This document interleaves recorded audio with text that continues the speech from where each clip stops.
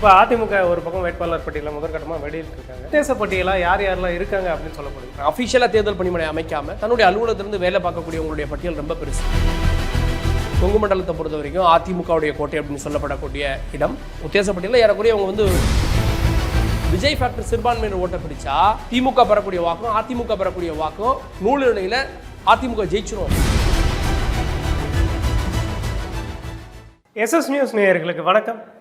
அரசியலில் பேசப்படாத பக்கங்கள் தொடர்பாக தான் இன்று நாம் பேசவிருக்கிறோம். தற்போது அதிமுகவுடைய முதற்கட்ட வேட்பாளர் பட்டியல் வெளியாகி இருக்கிறது. இது தொடர்பாக பேசுவதற்காக நம்முடைய எஸ்எஸ் நியூஸ் நிர்வாக ஆசிரியர் திரு கார்கே அவர்கள் இணைந்திருக்கிறார். அவரோடு பேசலாம். வணக்கம் சார். வணக்கம். அதிமுகவுடைய முதற்கட்ட வேட்பாளர் பட்டியல் வெளியாகி இருக்கு. எடப்பாடி கே பழனிசாமி அவர்கள் வந்து 8வது முறையாக எடப்பாடியில் தொடர்ச்சியாக போட்டியிடுகிறார் அப்படின்னு சொல்லப்படுது. இந்த பட்டியலை எப்படி பார்க்குறீங்க? இந்த பட்டியலை பொறுத்த வரைக்கும் முதல்ல அதிமுக 169 இடங்கள் அப்படின்றதும் கூட்டணி கட்சிகளுக்கான தொகுதிகள் அப்படின்றதும் கடகடன்னு அனௌன்ஸ் பண்ணிட்டாங்க. இப்போது வரை திமுக கூட்டணியில் வந்து சிறு கட்சிகளுக்கான இடஒதுக்கீடு எந்த தொகுதி அப்படின்றத ஐடென்டிஃபை பண்ணுறது இதிலெல்லாம் குழப்பமும் சிக்கலும் இருக்குது அப்படின்னு தான் அதிமுக பொதுச் செயலாளர் குற்றச்சாட்டுகளை முன் வச்சுருக்காரு. அவர் தேர்தல் பிரச்சாரத்துக்கே போய் சொல்ல ஆரம்பிச்சிட்டாரு, தேமுதிக பார்த்தீங்களா அங்கீகரிக்கப்படாத கட்சி, அவங்களுக்கு 10 அங்கீகரிக்கப்பட்ட கட்சி கேட்டு அப்படின்னு சொல்ல ஆரம்பிச்சிட்டாரு. அதிமுக கூட்டணியை விமர்சிச்சுட்டு இருந்த சூழலில் அவர் வந்து ஒருபடி மேலே போய் தொகுதிகளுடைய பட்டியலை வெளியிட்டு அதில் வேட்பாளருடைய முதல் பட்டியலை வெளியிட்டார், தேர்தல் வாக்குறுதிகளை வெளியிட்டார். அந்த இப்போ 23 பேர் பார்த்தோம் அப்படின்னா அந்தந்த மாவட்டங்களில் கோலோச்சக்கூடிய அல்ல அந்த தொகுதிக்கு இவங்க தான் அடையாளம் அப்படின்னு சொல்லப்படக்கூடியவங்க. அதில் எல்லாருமே அமைச்சர்கள் 2 பேரை தவிர அப்படின்னு நம்ம பார்க்கணும். ஒருத்தர் வந்து திரு தாமரை ராஜேந்திரன் அவர்கள், அவர் வந்து கொறடா அப்படின்னு பார்க்குறோம். திரு ராஜன் செல்லப்பா அவர்கள். ஸோ இவங்கெல்லாம் வந்து அவங்களுடைய போர்ட்ஃபோலியோ பெருசாக இருந்தாலும் கூட அவங்க அமைச்சர் இல்லை அப்படின்ற ஒரு விஷயம். இதை தாண்டி இந்த தொகுதிகளில் கூட்டணி கட்சிகள் கேட்டாலும் கூட இவர்களுடைய தனி செல்வாக்கு காரணமாக கொடுக்க முடியாது அப்படின்னு மறுக்கப்பட்ட இடங்கள் இது எல்லாமே. ஸோ அதனால் எந்தவித குழப்பமும் சிக்கலும் இல்லாத முதல் கட்டம் வெளிவந்திருக்கிறது அப்படின்னு நம்ம பார்க்கணும். அதில் ரொம்ப குறிப்பிட வேண்டிய ஒரு விஷயம் அப்படின்னா தொகுதி மாறிய அமைச்சர்கள். இப்போ இந்த தொகுதிக்கு இவர் தான் ஜாம்பவான் அப்படின்னு இருக்கும். இப்போ நத்தம் விஸ்வநாதன் அப்படின்னு அந்த பேரே வந்து அவங்களோட இணைந்தெல்லாம் இருக்கும். ஸோ அவரே ஆத்தூரில் போட்டிக்கிட்டார் அப்படின்றதெல்லாம் கூட வரலாறு இருக்கிறது. அப்படி ஒரு 2 பேர் வந்து வேறு தொகுதிகளுக்கு மாறுறாங்க. அதுக்கு காரணம் அப்படின்றது அவங்க கடந்த தேர்தலில் நூலிலையில் இழந்த வெற்றி வாய்ப்பு அப்படின்ற விஷயங்கள் சொல்லப்படுது. ஒன்று, தற்போதைய எம்பி திரு சிவி சண்முகம், அவர் விழுப்புரம் தொகுதியிலிருந்து மயிலம் தொகுதிக்கு மாறுறாரு. இன்னொன்று திரு கேடி ராஜேந்திர பாலாஜி, அவரை பொறுத்த வரைக்கும் அவர் விருதுநகரில் இருந்து இப்போ சிவகாசி தொகுதிக்கு மாறுறார். ஸோ இதுக்கான காரணம் அப்படின்னா ரொம்ப காரணம் தேவையில்லை. அங்கே இருக்கக்கூடிய சூழல்கள் இதெல்லாம் கருத்தில் கொண்டு அவர்கள் தொகுதி மாற விருப்பம் தெரிவித்திருக்கலாம். ஏன்னா ஒரு தொகுதியை பொறுத்த வரைக்கும் தொடர்ச்சியாக வந்து ஒருத்தர் வந்து 3 முறை வெற்றி பெற்றார் அப்படின்னாலே தனிப்பட்ட நபராக இருந்தாலும் கூட ஆன்டிகம்பன்சி அப்படின்றது இருக்கும் அப்படின்வாங்க. திரு துரைமுருகன் வந்து ரொம்ப டஃப் ஃபைட்டில் தான் ஜெயிச்சார். காட்பாடியினுடைய மிக மூத்த அரசியல்வாதி, அந்த தொகுதியில் அவர் தான் ஜெயிப்பார் அப்படின்னவரே தொடர்ச்சியாக இருக்கப்போ ஆன்டிகம்பன்சி இருக்கும் அப்படின்றது குறிப்பிடத்தக்கது. அது ஒன்று நம்ம பார்க்குறோம். அதே மாதிரி திமுகலாம் சொன்னோம் அப்படின்னா பல பேர் இருக்காங்க. திரு சக்கரபாணி உள்ளவங்களாம் சொல்லுவாங்க 7 முறைக்கு மேலே அவர் இருக்காங்க அப்படின்னு. ஸோ அதெல்லாம் கருத்தில் கொண்டு தான் இந்த 2 தொகுதிகள் மாற்றி கொடுக்கப்பட்டிருக்கு அப்படின்னு நம்ம பார்க்குறோம். இப்போ அதிமுக ஒரு பக்கம் வேட்பாளர் பட்டியலில் முதற்கட்டமாக வெளியிட்டிருக்காங்க. அடுத்து தொடர்ச்சியாக உத்தேச பட்டியலாக யார் யாரெல்லாம் இருக்காங்க அப்படின்னு சொல்லப்படுது. நமக்கு அதிமுக வெளிப்படையாக சொல்லலையே தவிர அந்தந்த தொகுதிகளில் வேலை பார்க்க ஆரம்பிச்சிட்டாங்க. அப்போது அந்தந்த தொகுதிகளில் ஒருத்தர் வேலை பார்க்குறாங்க அப்படின்னா செலவு செஞ்சு தேர்தல் பணிமனை அமைச்சு வேலை பார்க்குறாங்க. அஃபிஷியலாக தேர்தல் பணிமனை அமைக்காமல் தன்னுடைய அலுவலகத்திலிருந்து வேலை பார்க்கக்கூடியவங்களுடைய பட்டியல் ரொம்ப பெருசு. ஸோ அது வந்து நமக்கு வந்து ஒரு 2 மண்டலத்துடைய தகவல்கள் கிடச்சிருக்கு. இன்னும் வந்து நம்ம தொடர்ச்சியாக அதை வந்து வெளியிட போகிறோம், எந்தெந்த மண்டலங்களில் யாரெல்லாம் வந்து போட்டியிட போகிறாங்க அப்படின்னு. ஏன்னா இவங்கெல்லாம் ஆல்ரெடி வேலை பார்க்கக்கூடியவங்க. சில இடங்களில் 2 பேர் இருக்காங்க. 2 பேரில் யாருக்கு அப்படின்ற போட்டி கடைசி வரைக்கும் போயிட்டு அது வந்து அதிமுக பொதுச் செயலாளருடைய கண்ட்ரோலுக்கு உட்பட்டது. கடைசி நேரத்தில் அவர் முடிவெடுப்பார் அப்படின்றத நம்ம பார்க்குறோம். நம்ம இதில் கொங்கு மண்டலத்தை நம்ம பார்க்கணும். கொங்கு மண்டலத்தை பொறுத்த வரைக்கும் அதிமுகவுடைய கோட்டை அப்படின்னு சொல்லப்படக்கூடிய இடம். இந்த இடத்துல யாரெல்லாம் உத்தேச பட்டியலில் வராங்க அப்படின்றத நம்ம பார்க்குறோம். உத்தேச பட்டியலில் ஏறக்குறைய அவங்க வந்து தேர்தல் வேலை பார்த்துட்டு இருக்காங்க. இவங்களுக்கு தான் சீட் கிடைக்குன்றது கட்சியினருக்கு தெரியும், பொதுமக்களுக்கு சொல்லணும் அப்படின்றதுக்காக நம்ம வால்பாறையிலிருந்து ஆரம்பிக்கலாம். வால்பாறை வந்து தொகுதி காலியாக இருக்குது. அந்த சட்டமன்ற உறுப்பினர் இறந்துட்டார் அப்படின்னு அடிப்படையில். ஸோ அது ஆக்சுவலாக வந்து இப்போது சட்டமன்ற தேர்தல் வரலைன்னா அது இடைத்தேர்தல் வந்திருக்க வேண்டிய ஒரு இடம். அங்கே வந்து பார்த்திங்க அப்படின்னா கஸ்தூரி வாசு அப்படின்னு முன்னாள் சட்டமன்ற உறுப்பினருக்கான வாய்ப்பு பிரகாசமாக இருக்குது அப்படின்றாங்க. அப்படி அடுத்தது பார்த்திங்க அப்படின்னா கோவை தெற்கு தொகுதி. கோவை தெற்கு அப்படின்னாலே வானதி சீனிவாசன் அப்படின்னு இருக்குது. ஆனால் அந்த வானதி சீனிவாசனுக்காக தொகுதியை விட்டு கொடுத்தவர் பார்த்திங்க அப்படின்னா அம்மன் அர்ஜுனன்.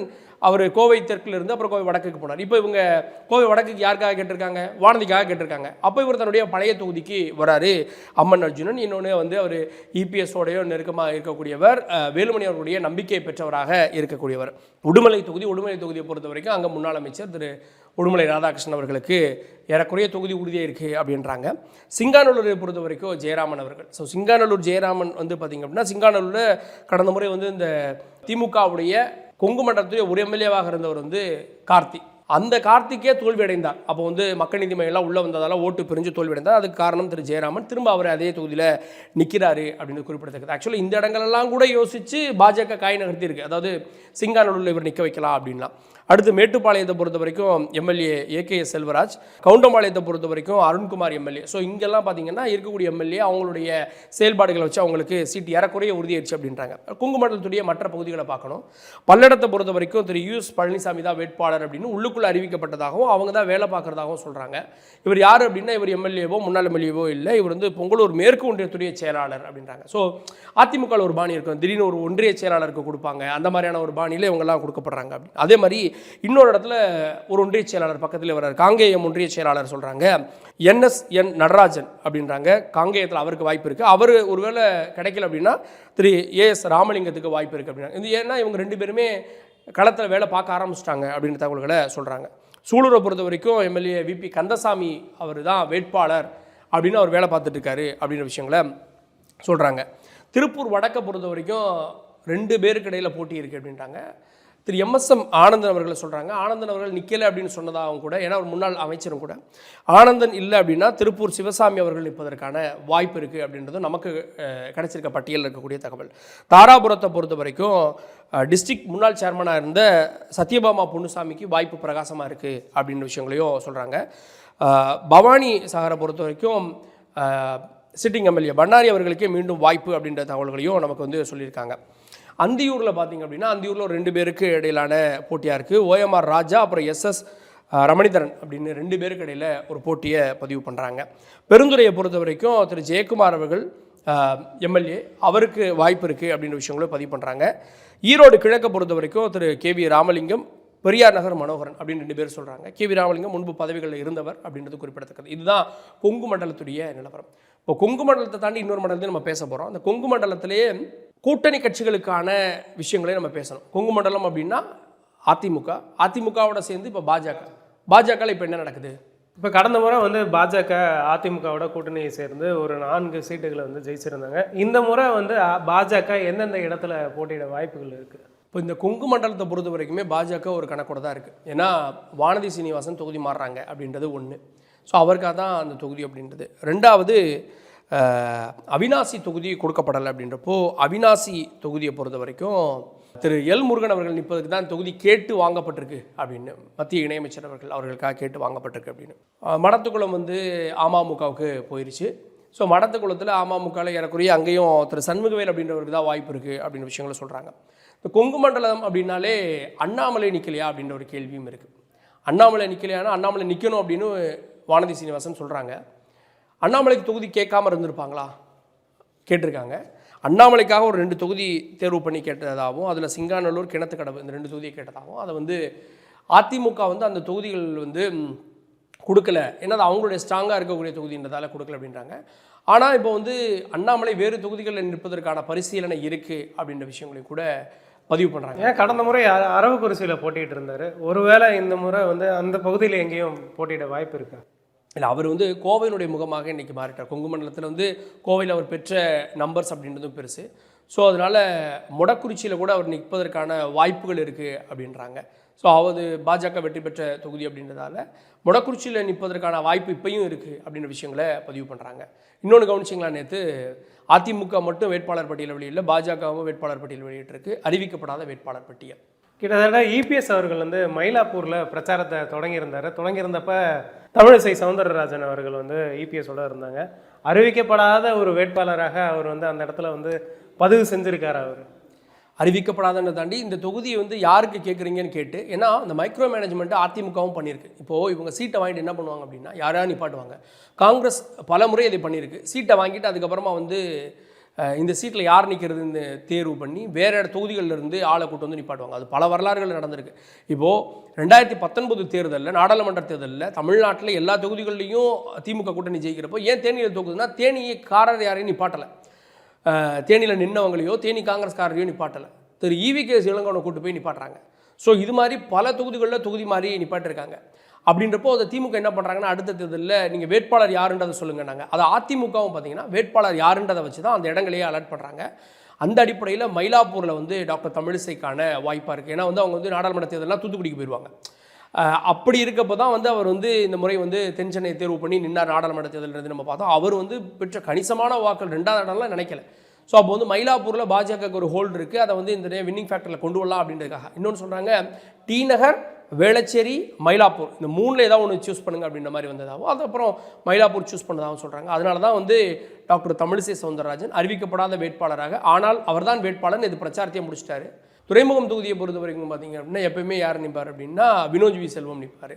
அந்த தொகுதியில் இருக்கக்கூடிய கடுமையான போட்டி இதெல்லாம், ஏன்னா அங்கே வந்து பார்த்தீங்க அப்படின்னா திரு சேகர் பாபு உள்ளிட்டவங்களாம் இருக்காங்கன்றப்போ அந்த தொகுதியை பொறுத்த வரைக்கும் இந்த முறை அதிமுகவே டைரெக்டாக நிற்கலாம் அப்படின்ற விஷயத்துக்காக களமிறங்கி இருக்கின்றாங்க. அதில் ஒரு சர்ப்ரைஸ் என்ன அப்படின்னா, பெரம்பூர் தொகுதியை என் கூட்டணி கொடுத்தாங்க, விஜய் நிற்க போகிறார் அப்படின்னா இவங்களே இருக்கணும் அப்படின்ற ஒரு கேள்வியும் இருக்குங்க. இப்போ அதிமுகவுடைய சென்னை மண்டல வேட்பாளர்கள் யார் யாராக இருக்க வாய்ப்பு இருக்குது? சென்னை மண்டலத்தை பொறுத்த வரைக்கும் திருவொற்றியூரில் கார்த்திகா இருக்கும் அப்படின்றாங்க. அவர் முன்னாள் எம்எல்ஏவுடைய மகன் அப்படின்றது குறிப்பிடத்தக்கது. ஆர்கே நகரை பொறுத்த வரைக்கும் ராஜேஷ், அவர் மாவட்ட செயலாளர், எடப்பாடியோட அடிக்கடி போராட்டங்கள்லாம் அவரை நீங்கள் பார்க்கலாம். கொளத்தூரை பொறுத்த வரைக்கும் கிருஷ்ணமூர்த்தி. யார் இந்த கிருஷ்ணமூர்த்தி அப்படின்னா, ஓபிஎஸ் அணியில் இருந்தார்ல கொளத்தூர் கிருஷ்ணமூர்த்தி, அவர் தான் அண்மையில் ஓபிஎஸ் இங்கே வர அவர் அங்கே போக அப்படியே காட்சி மாறியதுன்றது குறிப்பிடத்தக்கது. அதனால் அவரே இந்த முறை நிற்கிறார் அப்படின்னு. ஏன்னா கொளத்தூர் வந்து ரிஸ்க் ஃபேக்டர் இருக்கக்கூடிய ஒரு தொகுதி. ஒரு முதலமைச்சர் எதிர்த்து நிற்கணும், அப்படி நிற்கிறவங்களுக்கான ஒரு இமேஜ் அப்படின்றது இருக்கும். ஸோ அந்த அடிப்படையில் திரு கிருஷ்ணமூர்த்தி அவர்கள் வந்து அங்கே போகிறாரு அப்படின்னு தான் சொல்கிறாங்க இப்போதைக்கு. வில்லிவாக்கத்தை பொறுத்த வரைக்கும் திருமங்கலம் மோகன், இவர் மாவட்ட செயலாளர் அப்படின்றது குறிப்பிடத்தக்கது. திருவிக நகரில் வந்து அதிமுக வேட்பாளர் ஒருத்தர் இருக்கதாகவும், அதே நேரத்தில் மறைந்த ஆம்ஸ்ட்ராங்குடைய மனைவியே அங்கே வந்து கூட்டணியாக வந்து களமிறங்கலாம், அதாவது பொற்கொடி ஆம்ஸ்ட்ராங் இருங்கலாம் அப்படின்னு அவருக்கும் கேட்கப்பட்டிருப்பதாக சொல்கிறாங்க. ஸோ இந்த தொகுதியில் மட்டும்தான் 2 குழப்பம் இருக்கிறது. ஏன்னா சர்ப்ரைஸாக கூட இவங்க இறங்க வாய்ப்பு இருக்குது. அங்கே இருக்கக்கூடிய இந்த சிம்பத்தி ஓட்ஸ் இதெல்லாமே அவங்க வாங்குவதற்கான ஒரு முயற்சியாக கூட இருக்கலாம் அப்படின்றாங்க. டி நகரை பொறுத்த வரைக்கும் சொல்லவே வேண்டாம், ஜஸ்ட் மிஸ்ஸில் அந்த வாய்ப்பு இழந்தவர் டி நகர் சத்யா. அவருக்கு இந்த முறை மீண்டும் வாய்ப்பு அப்படின்றது உறுதியாக, ஏன்னா இந்த தொகுதியை வந்து பாஜக கேட்டதாகவும், அந்த தொகுதி இல்லை அப்படின்னு ஃப்ரம் த பிகினிங்லேருந்து அதிமுக மறுத்துட்டதாக தான் சொல்கிறாங்க. ஸோ அதனால் சத்யா தான் இந்த முறை நிற்பதற்கான வாய்ப்பு இருக்குது. எதிர்த்தரப்பில் பலரும் வந்து திமுக கிட்டத்தட்ட 3 பேருக்கு மேலே போட்டியில் இருக்காங்க அப்படின்றாங்க. 4 பேர் வரைக்கும் இருக்காங்க. நம்ம திமுக பட்டியலில் பேசுகிறப்போ பேசலாம். எழும்பூர் தொகுதியை பொறுத்த வரைக்கும் அபிஷேக் ரங்கசாமி அப்படின்றவர் வேட்பாளர் அறிவிக்கப்படக்கூடிய வாய்ப்பு இருக்குது அப்படின்றாங்க. ராயபுரம் முடிசூடா மன்னனாக திகழ்ந்த திரு ஜெயக்குமார் அவர்கள் இந்த முறை அதை எப்படி ஈடுகட்ட போகிறாரு, என்னை ஏன் கைவிட்டீங்கன்னு போய் மக்கள் உரிமையோடு கேட்குறாரு, என்னை ஏங்க கைவிட்டீங்க அப்படின்னு கேட்குறாரு. ஸோ ராயபுரம் எப்படி அப்படின்னு பார்க்கணும். ஏன்னா இந்த சென்னையில் பல தொகுதிகளில் கடந்த முறை வந்து பார்த்திங்கன்னா எதிர்பாராத தோல்வி ஏற்பட்டது. அதாவது முன்னாள் அமைச்சர் ஒரு சிலர் ஜெயிச்சிருவாங்க நினச்சோம், ஃபுல்லாகவே தோல்வியடைந்தாங்க. ஆன்டி இன்கம்பன்சி ஒரு காரணமாக இருந்தாலும் கூட பிஜேபி அதிமுக அந்த காம்பினேஷன் வந்து ஒர்க் அவுட் ஆச்சா அந்த தேர்தலில், ஏன்னா ஒர்க் அவுட் ஆகலை அப்படின்னு தான் ஜெயக்குமார் உள்ளவங்க சொன்னாங்க. அதை விஜய் ஃபேக்டர் உடைக்குன்றாங்க. விஜய் ஃபேக்டர் சிறுபான்மையினர் ஓட்டை பிரித்தா இந்த பக்கம் திமுக பெறக்கூடிய வாக்கும் அதிமுக பெறக்கூடிய வாக்கும் நூலிலையில் அதிமுக ஜெயிச்சிரும் அப்படின்ற ஒரு கணக்கும் வச்சுருக்காங்க. துறைமுகத்தை பொறுத்த வரைக்கும் பாலகங்கா இறங்குவார் அப்படின்றாங்க, முன்னாள் எம்பி, சென்னையில் அறிமுகமானவர். சேப்பாக்கத்தை பொறுத்த வரைக்கும் ஆதி ராஜாராம் அப்படின்றது பார்க்குறோம். அவரும் வந்து பார்த்திங்கன்னா துணை முதலமைச்சரை எதிர்த்து களமிறங்க போகிறாரு அப்படின்றது இப்போது பேசப்பட்டு வரக்கூடிய விஷயம். வேளச்சேரி பல போட்டி இருந்தாலும் கூட முன்னாள் எம்எல்ஏ அசோக் தான் மீண்டும் இருக்கார். வேளச்சேரியை பொறுத்த வரைக்கும் அசோக். 1000 விளக்கு முன்னாள் அமைச்சர் வளர்மதி அவர்கள். அண்ணா நகரை பொறுத்த வரைக்கும் கோகுல இந்திரா அப்படின்னு சொல்கிறாங்க. விருகம்பாக்கத்தை பொறுத்த வரைக்கும் விருகை ரவி அப்படின்றதான் இப்போதைக்கு இவங்கெல்லாம் வேலை பார்க்குறாங்க. கட்சியினருக்கு தெரிந்த விஷயம். இது வந்து வேட்பாளர் பட்டியல் வெளியிடப்ப பாருங்கள், இதில் வந்து 1-2 வேணால் மாறலாம், மேக்ஸிமம் இதே தான் இருக்கும் அப்படின்றது நமக்கு எக்ஸ்க்ளூசிவாக கிடச்சிருக்கக்கூடிய தகவலாக இருக்குது. இன்னும் நிறைய விஷயங்கள் இது பற்றியும் இருக்குது. ஸோ இப்போ அடுத்தடுத்த பட்டியல் வந்து தொடர்ச்சியாக வெளியாக வாய்ப்பு இருக்கா? எப்போ வெளியாகும் அடுத்தடுத்த பட்டியல்? நம்ம வந்து இந்த பட்டியல் வந்து ஏற்கனவே எடப்பாடியை தயார் பண்ணி வச்சிருந்ததுலேருந்து நமக்கு கிடைத்த தகவல்கள். நம்ம இந்த பட்டியலை சொல்கிறோம் கூட அவர் கூட பட்டியலை வெளியிட வாய்ப்பு இருக்கிறது. முடிஞ்சளவு நம்மளும் இந்த பட்டியல்களை அடுத்தடுத்து மண்டல வாரியாக நம்ம கொடுக்கலாம். அடுத்து திமுகவுடைய வேட்பாளர் பட்டியல் யாரெல்லாம் இருக்காங்க அப்படின்ற விஷயங்களை கூட நம்ம பதிவு பண்ணலாம். ஏன்னா அது ஒரே நாளில் சொல்லிடக்கூடாதுல, கூட்டணி கட்சிகள் யார் எல்லா வேட்பாளர்களையும் நம்ம தொடர்ந்து பதிவு பண்ணலாம். இப்போ அடுத்த கட்டமாக வந்து தாவேகாவோட வேட்பாளர் பட்டியல் வெளியாக வாய்ப்பு இருக்குது. விஜய் அறிவிக்க போகிறாரு அப்படின்னு சொல்லி செய்திகள் வெளியாகி இருக்குது. அடுத்து தாவேக்காவோட வேட்பாளர்கள் பட்டியலோட தாவேக்கா வேட்பாளர் பட்டியல் நம்ம சொல்லணுமா என்ன? சென்னையை பொறுத்த வரைக்கும் சொல்லியாச்சு. பெரம்பூரில் விஜய் நிற்க போறாரு, வில்லிவாக்கத்தில் ஆதவர்ஜன் நிற்க போறாரு, எழும்பூரில் ராஜ்மோகன் நிற்க போறாரு அப்படின்னு யாருக்குரிய அவங்க பேசின விஷயங்கள் தான் அவங்களாம் வேலை பார்த்துட்டு இருக்காங்க. ஆனால் விஜய் வேட்பாளர் பட்டியலை இப்போ தயார் பண்ணிட்டார். கூட்டணிலாம் இல்லை அப்படின்னு தெரிஞ்சதுமே வேட்பாளர் பட்டியலை விஜய் இல்லை, ஆனந்த் தயாரிச்சிட்டாரு. அப்ரூவலுக்காக வெயிட்டிங். அப்ரூவல் கொடுத்தோடனே எப்போ வேணால் வெளியாகலாம். அதை நம்ம அடுத்த தொகுப்பில் டிஸ்கஸ் பண்ணலாம். தொடர்ந்து அரசியலில் பேசப்படாத பக்கங்களை நாம் தொடர்ச்சியாக பேசலாம். மீண்டும் மற்றும் ஒரு நிகழ்ச்சியில் சந்திக்கலாம். நன்றி, வணக்கம்.